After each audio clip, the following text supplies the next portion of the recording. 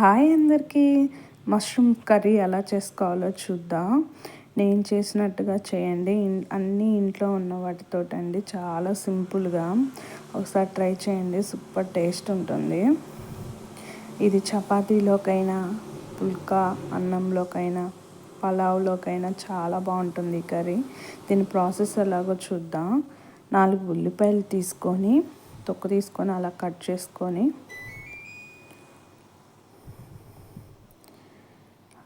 చేసుకొని, మన దగ్గర అలా చాపర్ ఉంటే దాంట్లో వేసుకుంటే బాగా చిన్న చిన్న ముక్కలుగా కట్ చేసుకోండి, త్వరగా ఉడికిపోతాయి.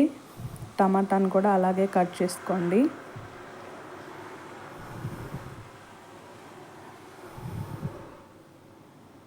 అది చూసారా ఎంత చిన్న ముక్కలు వచ్చాయో? అలా వస్తే మనకి కర్రీ గ్రేవీగా తొందరగా ఉడికిపోతుంది.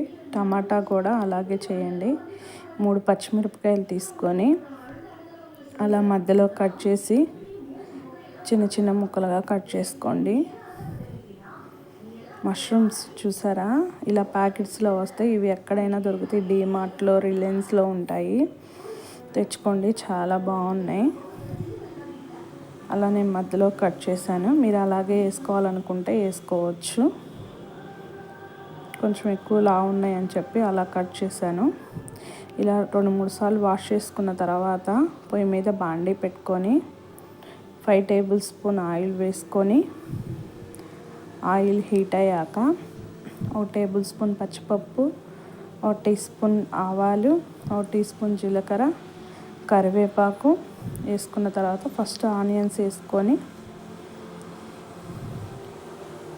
వేసుకున్న తర్వాత ఒకసారి అలా తిప్పి మగ్గనివ్వండి. ఆనియన్స్ని మగ్గిన తర్వాత 1 టేబుల్ స్పూన్ అల్లం వెల్లుల్లి పేస్ట్ వేసుకొని అది కొంచెం వేగేంత వరకు అలా తిప్పుకున్న తర్వాత టమాటాను వేసుకోండి. టమాటాను కూడా మొత్తం కలిసేంత వరకు తిప్పుకొని కొంచెం ఉడికించిన తర్వాత పసుపు, కారం, ఉప్పు అవి 3 వేసి ఒకసారి కలిపి 5 మినిట్స్ ఆగిన తర్వాత గరం మసాలా, 1 టీ స్పూన్ ధనియా పౌడర్, 1 టీ స్పూన్ వేసి అలా తిప్పుకోండి. లాస్ట్లో పచ్చిమిర్చి వేసుకొని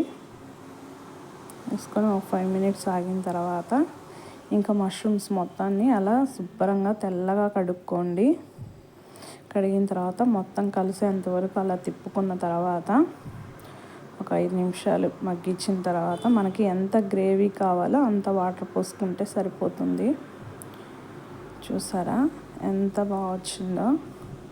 గ్రేవీ కూడా మనకు బాగా వస్తుందండి. లాస్ట్లో కొత్తిమీర వేసుకొని దించేసుకోవడమే. చూసారా ఎంత బాగుందో కర్రీ? చపాతీలోకి సూపర్ ఉంటుంది, రైస్లోకి కూడా బాగుంటుంది. ఖచ్చితంగా ఒకసారి ట్రై చేయండి.